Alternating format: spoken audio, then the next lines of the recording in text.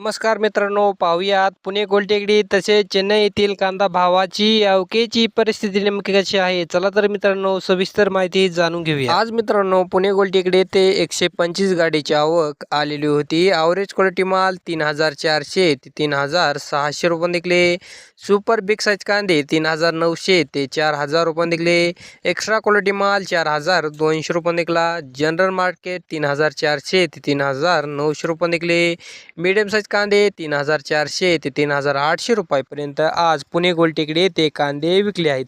मागील बाजाराच्या तुलनेमध्ये आज आवक वाढल्यामुळे भाव थोडेसे कमी पाहायला मिळत आहेत. आज मित्रांनो चेन्नई येथे 45 गाडीची आवक आली होती. त्यातील 7 गाडीची आवक नवीन कांदा गाडी आवक आलेली होती. कमीत कमी दर 2000 ते 2500 रुपये निघले.